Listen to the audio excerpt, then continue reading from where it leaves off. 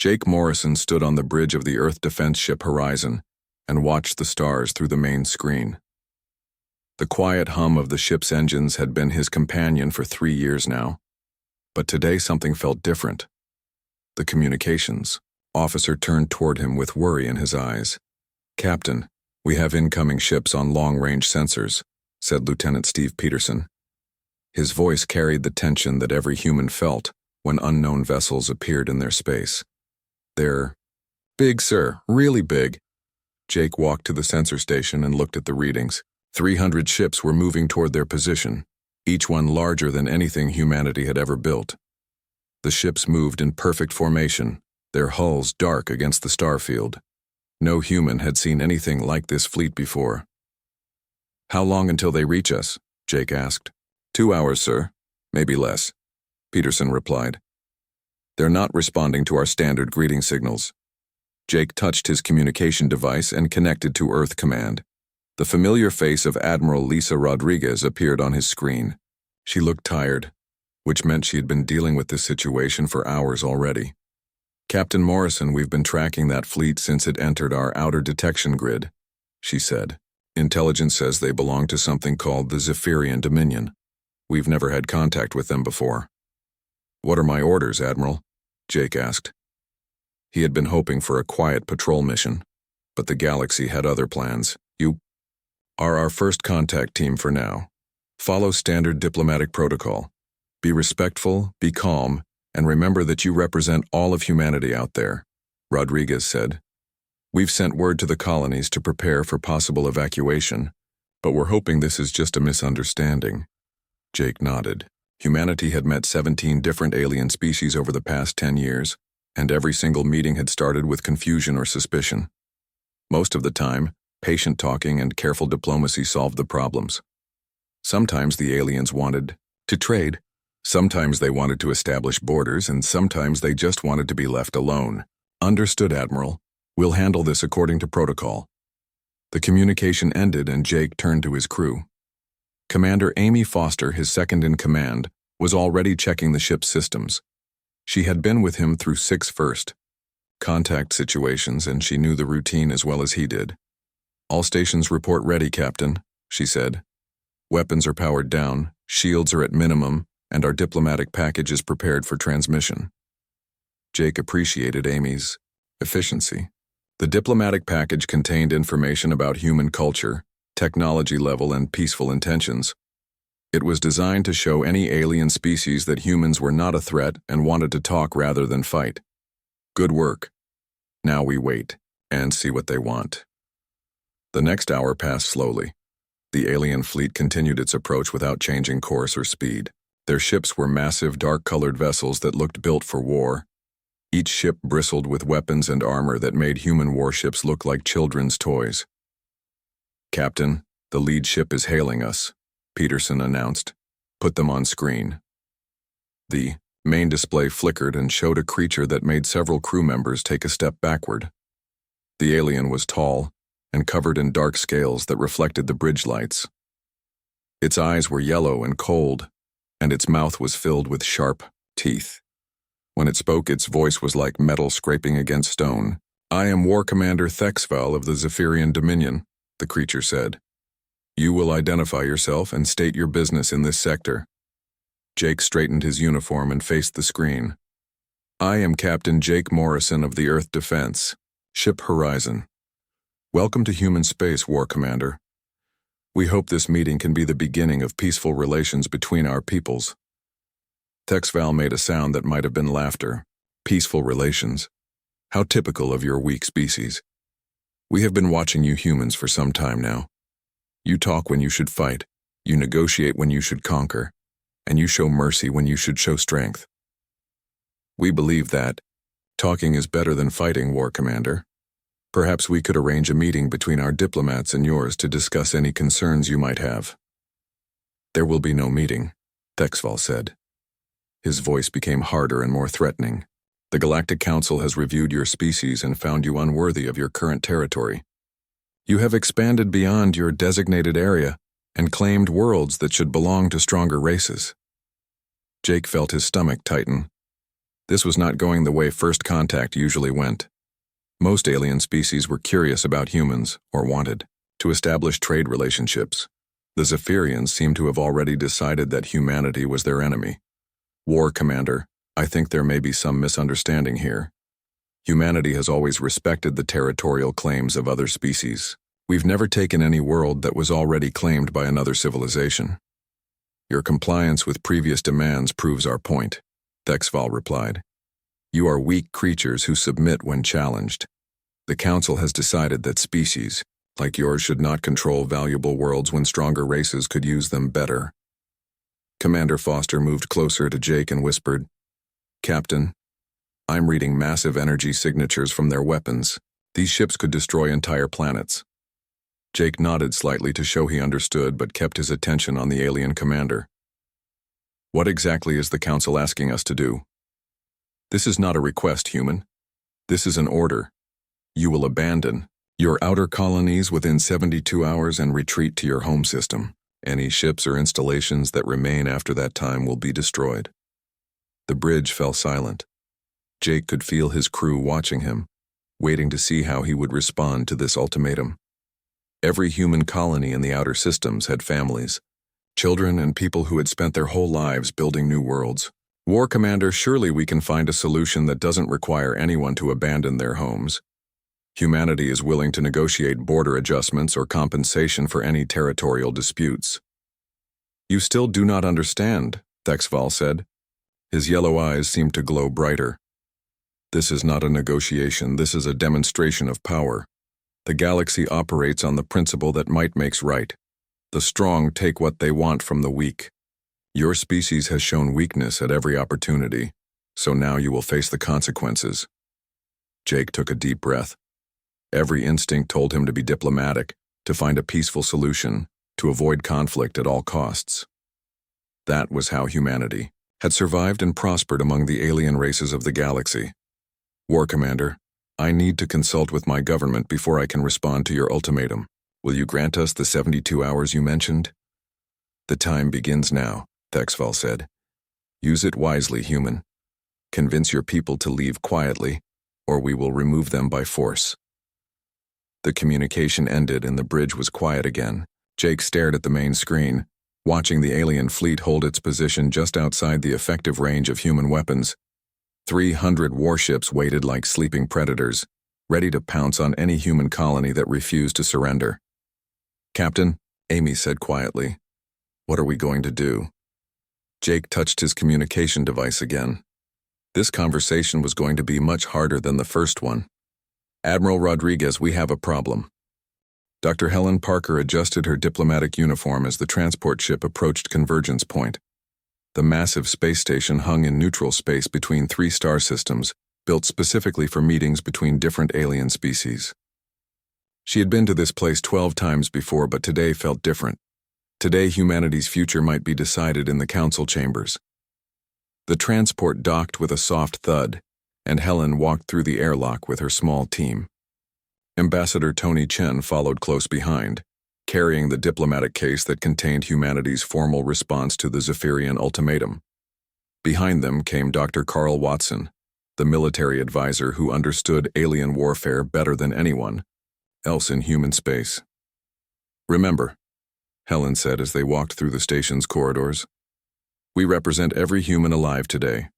Stay calm, be respectful, and let me handle the initial presentations. The station's hallways were filled with creatures from across the galaxy. Tall crystal beings from the Viridian Empire moved with musical sounds. Energy creatures from the Nexus Collective floated past like living stars. Furry traders from the Kelsan Republic chatted in their barking language. Helen had spent 10 years learning to communicate with all of them. They reached the council chamber, a massive dome where representatives from 17 different species gathered when galactic law needed to be discussed. The room was designed to accommodate every type of life form, with different atmospheric zones and gravity fields for each delegation. Elder Korthak of the Viridians was already present, his crystalline body reflecting light in rainbow patterns. The Viridians were one of the oldest species in the galaxy, and their opinion carried great weight in council decisions. Next to them, sat the Nexus Collective, beings of pure energy who communicated through light patterns. War Commander Thexval entered with a group of Zephyrian warriors. Their dark scales and sharp teeth made them look dangerous even in the peaceful environment of the council chamber. They took their seats in the section designed for heavy gravity species. The emergency session of the Galactic Council is now in session, announced the station's artificial intelligence. The matter before us today concerns territorial disputes between the Zephyrian Dominion and the human species. Elder Korthak's crystal form chimed with harmonic tones. Before we begin, let us review what we know about the humans. They appeared in galactic space 10 years ago with primitive ships and peaceful intentions. Since then, they have established 17 colonies and made contact with all major species. Nexus Prime, the leader of the energy beings, pulsed with blue light. The humans have been adequate farmers and miners. They produce food efficiently and extract resources without damaging planets. However, they have shown no signs of military strength. Helen stood up to address the council. This was the moment she had been preparing for since receiving the emergency message from Earth. Honored representatives, humanity appreciates this opportunity to address the territorial concerns raised by the Zephyrian Dominion. Speak quickly, human, growled Thexval. The council's time is valuable. For 10 years, humanity has sought to be a positive member of the galactic community, Helen began. We have shared our agricultural techniques freely with any species that requested them. Our medical teams have provided aid during the Kelson plague outbreak and the Viridian crystal disease. We have always respected the territorial claims of other species and have never taken any world that was already inhabited. A representative from the Kelson Republic, a furry creature named Pack Leader Gorth, barked in agreement. The humans helped save millions of our people during the plague. Their medicine was given freely without asking for payment. Elder Korthak's harmonics shifted to a thoughtful tone. This is true. The human species has been cooperative. But cooperation is not the same as strength. In galactic law, territory belongs to those who can defend it. Tony Chen stepped forward. If I may address the council, the human government is willing to discuss border adjustments or compensation for any territorial disputes. We believe that reasonable beings can find solutions without resorting to warfare. The chamber filled with sounds that Helen recognized as laughter from different species. The Zephyrians made their harsh scraping noise, the Kelsans barked, and even the Viridians' crystal chimes took on an amused tone. You see, Thexval said to the other representatives, the humans offer to negotiate even when facing superior force. This proves they are weak and unworthy of their current territory. Nexus Prime pulsed with rapid light patterns. In the 10 years since first contact, the humans have never demonstrated any significant military capability. Their ships are small and lightly armed. Their colonies have minimal defenses. They respond to every challenge with diplomacy rather than strength. Dr. Watson leaned close to Helen and whispered, They're not going to listen to diplomatic arguments. They respect only power and they think we don't have any. Helen nodded slightly and addressed the council again. Honored representatives, humanity chooses diplomatic solutions because we believe they are more effective than warfare. Violence should be the last option, not the first. And that belief makes you vulnerable, said Elder Korthak. The galaxy is not a peaceful place, human. Species survive by proving they can defend themselves. Those who cannot fight are eventually conquered by those who can. A new voice entered the discussion. Representative Vex of the Andromedian Syndicate spoke with a voice like grinding metal. The humans have been fortunate that the species they encountered were willing to trade rather than conquer. But the Zephyrians are different. They expand through conquest, and they see weakness as invitation. Thexval stood up and activated a holographic display showing the human colonies. Look at these settlements. No orbital defense platforms, no military fleets, no weapons capable of threatening a real warship. The humans have spread across 12 star systems with the military strength of insects. War Commander, Helen said, humanity has chosen to invest in exploration and development rather than weapons of war. We believe that civilized species can resolve their differences through discussion. Your belief is about to be tested, Thexaval replied. The Zephyrian Dominion claims the outer human colonies by right of superior strength.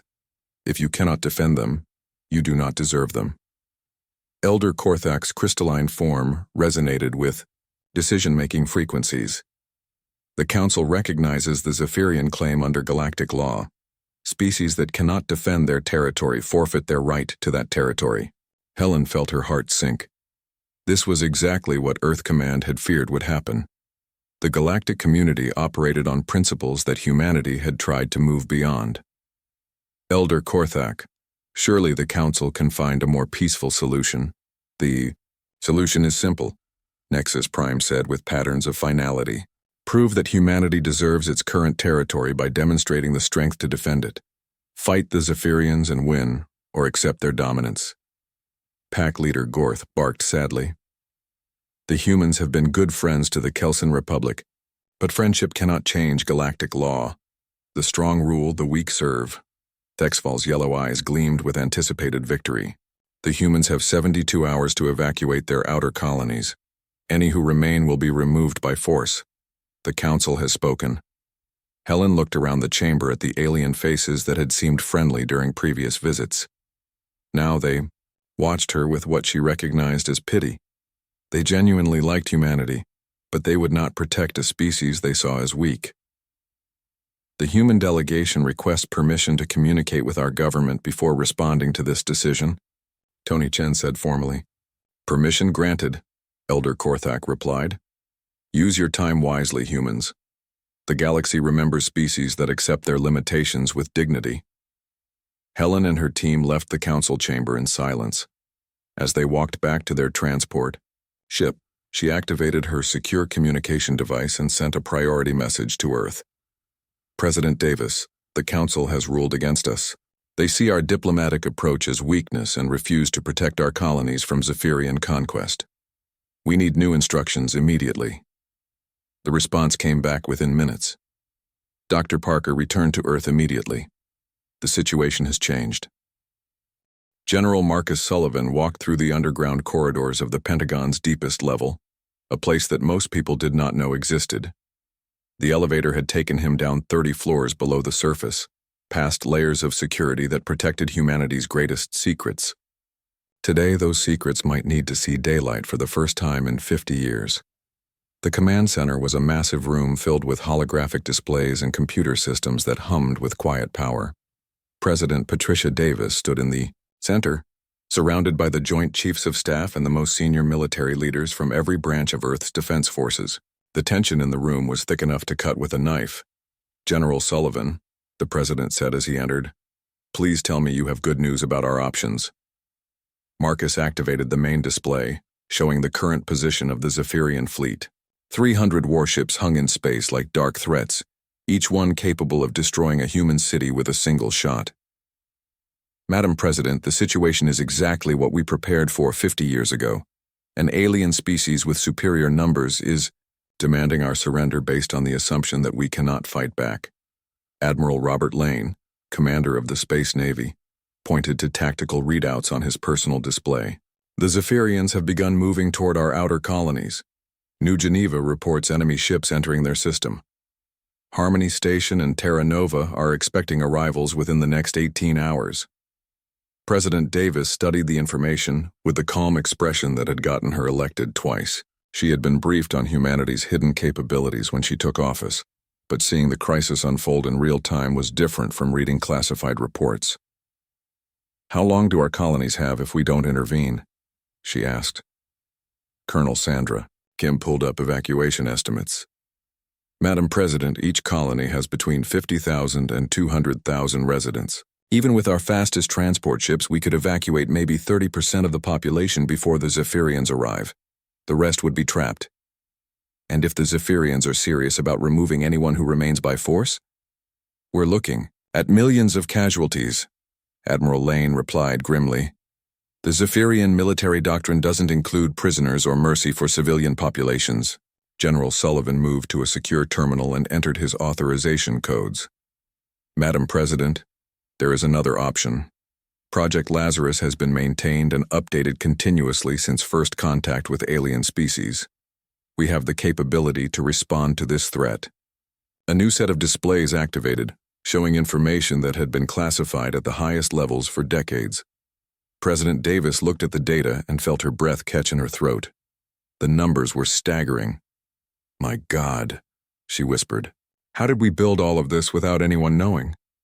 "The same way we built the atomic bomb during World War II, Sullivan replied. "Compartmentalization, need-to-know basis, and the understanding that someday we might need to defend ourselves against enemies we couldn't imagine." The displays showed hidden shipyards and asteroid belts, cloaked defense platforms around every human world, and weapon systems that made Zephyrian technology look primitive.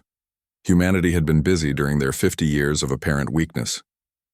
Colonel Kim explained the scope of the hidden military. After first contact, every human government agreed that we needed to prepare for the possibility that not all alien species would be friendly. We've been building and testing in secret while maintaining our diplomatic facade. The aliens think we're weak because we choose diplomacy, Admiral Lane added. They don't realize that we choose diplomacy because we know exactly how destructive war can be. Human history taught us that lesson very well. President Davis walked to a display showing Earth's true military strength. Ships that could move faster than anything in known space, weapons that could crack planets, and defensive systems that had been tested against every type of alien technology they had encountered.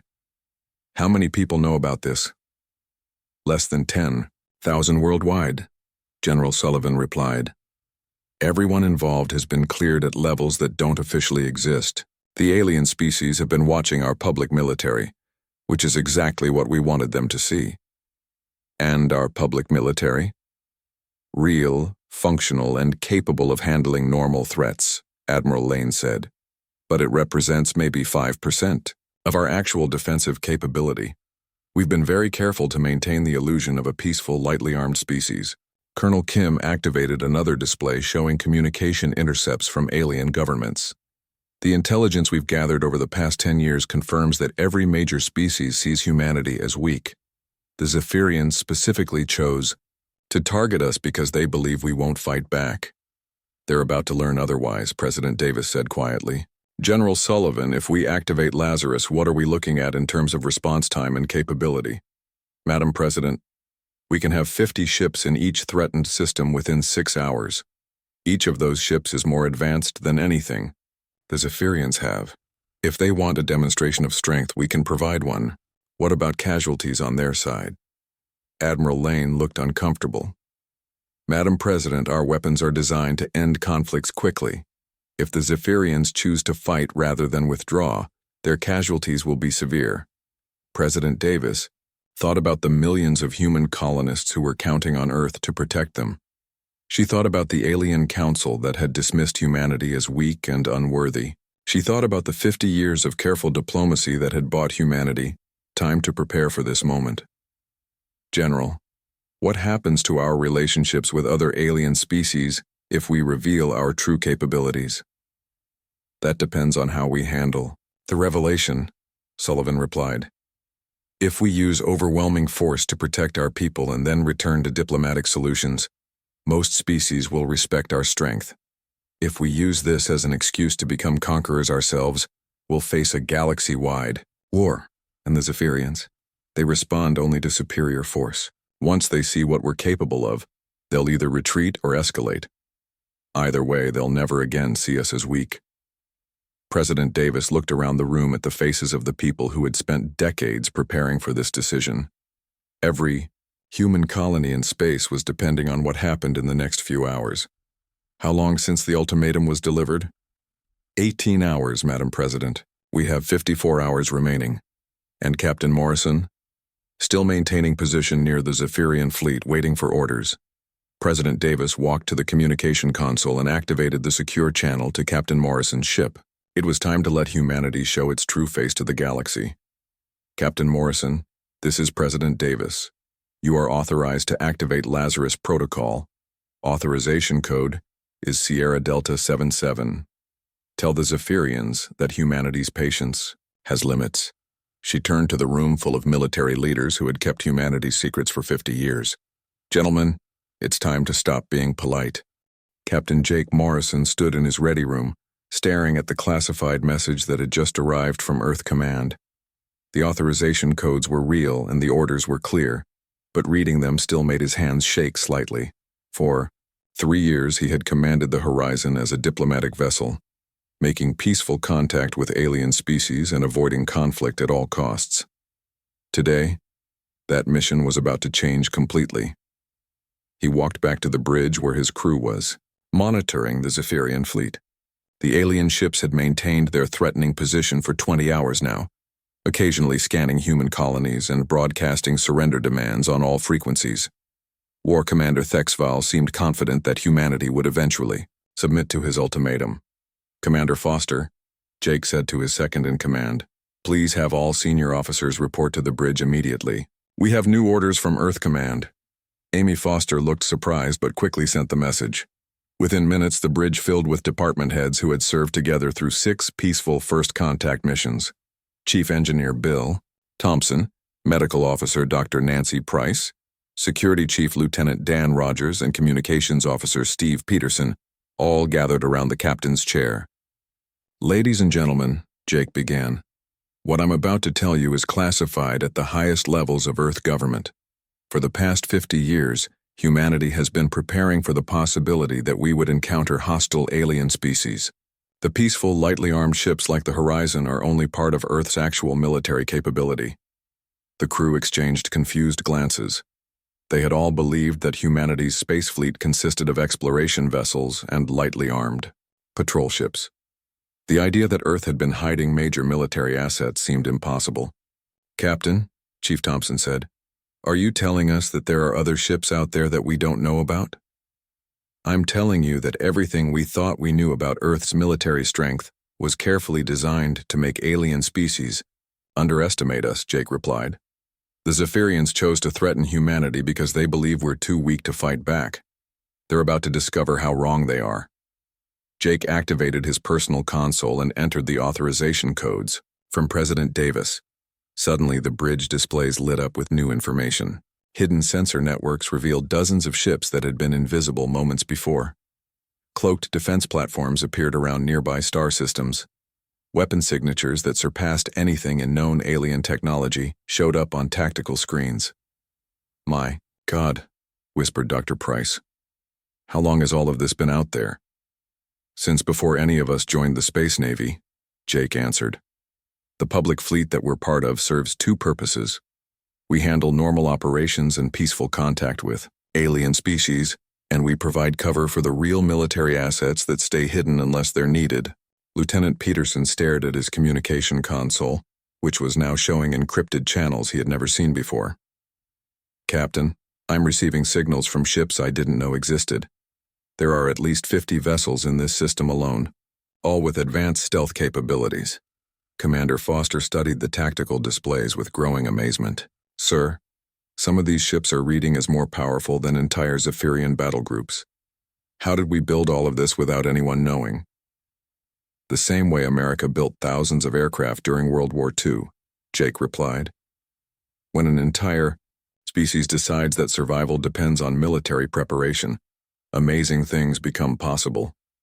Jake touched his communication controls and opened a channel to the Zephyrian flagship. War Commander Thexval appeared on the main screen, his reptilian features twisted into what humans had learned was a smug expression. "Have you come to surrender, human?" Thexval asked. "Your time is running short, and my warriors grow impatient for conquest." Jake looked directly into the alien commander's yellow eyes. "War Commander, I have a message from the government of Earth. For 50 years, humanity has chosen diplomatic solutions over military ones.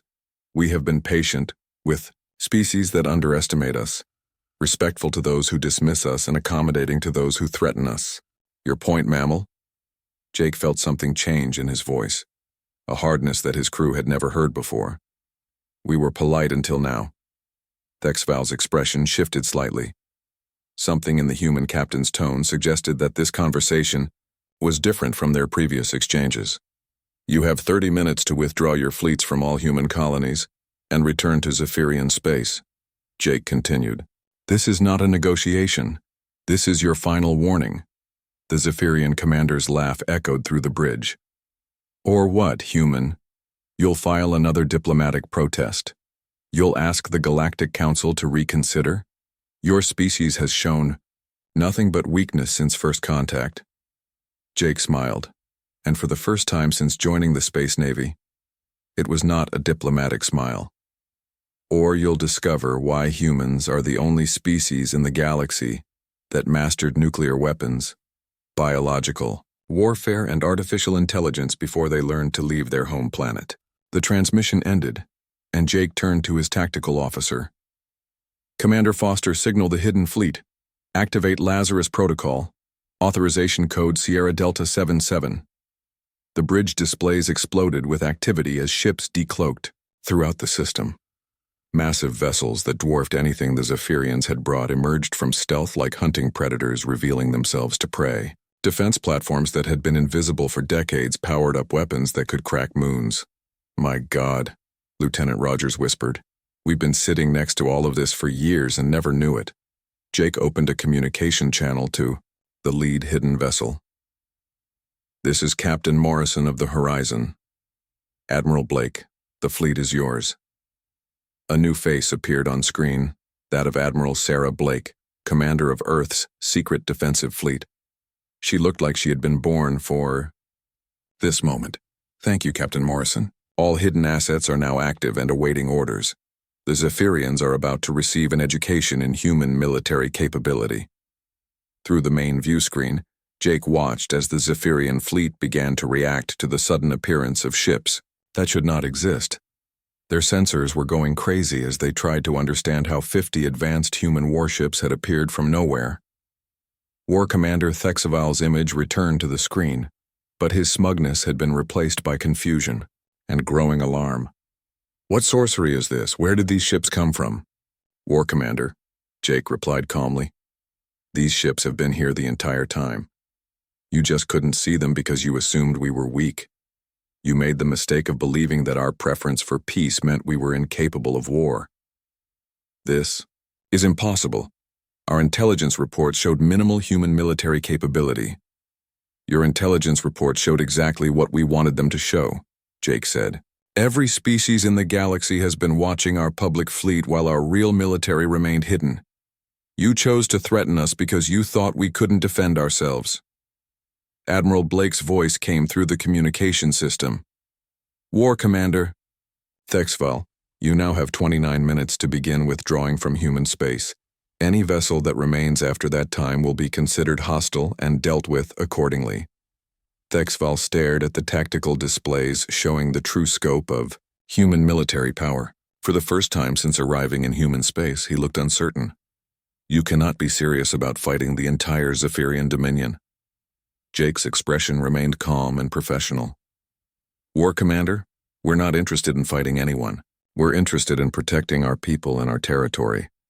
The choice of whether that requires violence is entirely yours. War Commander Thexval stared at his tactical displays in growing horror as more human ships continued to appear throughout the system. What had seemed like a simple conquest of weak mammals had turned into a nightmare of impossible technology and overwhelming force. His 300 warships, which had conquered dozens of worlds, suddenly looked small and primitive compared to the sleek vessels that surrounded them. War Commander, his tactical officer reported with fear in his voice. The human ships are using technology we don't understand. Their weapons are more advanced than anything in our databases. Their shields are stronger than our main battle cruisers. Thexval watched the countdown timer that the humans had given him. 23 minutes remained before they would consider his fleet hostile. He had built his reputation on never backing down from inferior species, but these humans were clearly not what they had appeared to be. Captain Jake Morrison's face appeared on the communication screen again. The human looked calm and professional, but there was something different in his eyes now. The polite diplomat had been replaced by something much more dangerous. War Commander, you now have 22 minutes to begin your withdrawal. I should mention that we have similar fleets positioned at each of your target colonies. Your forces at New Geneva, Harmony Station, and Terra Nova are also surrounded by ships they cannot see or fight. This is impossible, Thexval growled. Our scouts reported minimal human defenses. Your ships were small and lightly armed. Your scouts reported exactly what we wanted them to report, Jake replied. For 50 years, humanity has maintained two separate military forces, the public fleet that you observed, and the real fleet that stays hidden until needed. Admiral Sarah Blake's image joined the communication from her flagship, the massive vessel that had appeared directly behind the Zephyrian formation. War Commander, perhaps you should contact your forces at the human colonies. Ask them what they're seeing right now. Thexval's communications officer quickly connected to the Zephyrian battle groups attacking human settlements. The reports that came back made his blood run cold. Each colonial system was reporting the same thing. Dozens of advanced human warships had appeared from nowhere and were demanding immediate withdrawal. Battle leader Korax reports that human ships have surrounded our forces at New Geneva, his officer said with a trembling voice. He says their weapons are charged and targeting our vessels. He's requesting instructions. Battle leader Vorthak at Harmony Station reports the same situation. The humans appeared without warning and are demanding surrender or withdrawal. Terra Nova battle group is also surrounded. Battle leader Zephyk says the human ships are more advanced than anything we've ever encountered. Thexval realized that his carefully planned conquest had become a trap. The humans had allowed him to spread his forces across multiple systems, then revealed overwhelming superiority at each location. His invasion fleet was now scattered and outnumbered in every engagement. How did you hide all of this from Galactic Intelligence? He demanded. Captain Morrison smiled grimly. The same way we hid our nuclear weapons program from our enemies during the Second World War. Compartmentalization, misdirection, and the understanding that someday we might need to defend ourselves against threats we couldn't imagine when we started building. The galactic community will not stand for this deception. The galactic community respects strength, Admiral Blake replied. You said so yourself when you demanded our surrender. The strong take what they want from the weak. Well, War Commander, which of us is stronger? At Convergence Point, Dr. Helen Parker watched the emergency session of the Galactic Council with carefully hidden satisfaction. Representatives from 17 species stared at tactical displays showing the human fleets that had appeared throughout Zephyrian space. The energy beings of the Nexus Collective pulsed with rapid, confused light patterns. Elder Korthak's crystal form resonated with frequencies that Helen had learned indicated shock. How long have the humans possessed this level of military capability? Since before first contact, Helen replied calmly. Humanity chose to present ourselves as a peaceful species because we genuinely prefer diplomatic solutions. But we're not naive. We prepared for the possibility that not every species we encountered would be reasonable. Pack leader Gorth of the Kelson Republic barked with what sounded like admiration. The humans played a very long game. They appeared weak while building strength in secret. Representative Vex of the Andromedian Syndicate spoke with his grinding, metal voice. This changes the balance of power in the galaxy. The humans have weapons technology that surpasses anything we've seen. The question now, Elder Korthak said, is what humanity intends to do with this revealed strength. Will you become conquerors like the Zephyrians? Helen stood to address the council. Honored representatives, humanity's goals have not changed. We still prefer peace to war, diplomacy to conquest, and cooperation to domination. But we will no longer tolerate threats to our people or our territory. Back in human space, War Commander Thexval watched his remaining time tick down to 15 minutes. His warrior instincts told him to fight, but his tactical training told him that fighting would be suicide. The humans had demonstrated technological superiority that made resistance pointless. War Commander, Captain Morrison said, your time is running short. I need a decision from you. If we withdraw, what guarantee do we have that you won't pursue and destroy us? The same guarantee we've always given, Jake replied. Humanity keeps its word. Withdraw to Zephyrian space and stay there, and this ends now. Continue threatening our colonies, and you'll discover that our weapons are as advanced as our ships. Admiral Blake added, War Commander, we could have destroyed your entire fleet the moment you entered our space. We didn't because we hoped you would see reason. We're still hoping for that. Thexval looked around his bridge at warriors who had conquered half the galaxy, but now faced an enemy they couldn't fight. The humans had turned the tables completely, revealing strength that made Zephyrian military might look primitive. Battle groups IT, he said into his communication system. Begin immediate withdrawal to Zephyrian space. Maintain defensive formations but do not engage human vessels unless directly attacked. A wise decision, Captain Morrison said. Your ships will be escorted to the border to ensure there are no misunderstandings. As the Zephyrian fleet began its retreat, Jake opened a channel to all human colonies. This is Captain Morrison of the Earth Defense Fleet. The Zephyrian threat has been neutralized, all colonies are secure, and all civilians are safe. Dr. Helen Parker addressed the Galactic Council one final time. Honored representatives, humanity returns to its preferred diplomatic approach. We hope this demonstration of our defensive capabilities will prevent future misunderstandings about our resolve to protect our people. Elder Korthak's crystal form chimed with tones of newfound respect.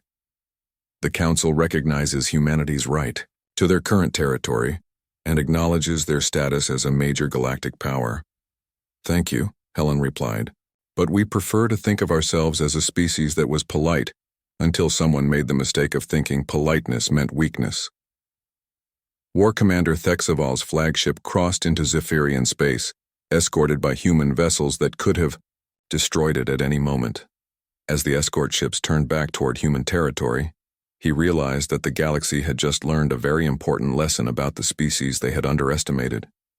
The humans had been polite until now, but politeness had never meant they were powerless. The galaxy would not make that mistake again,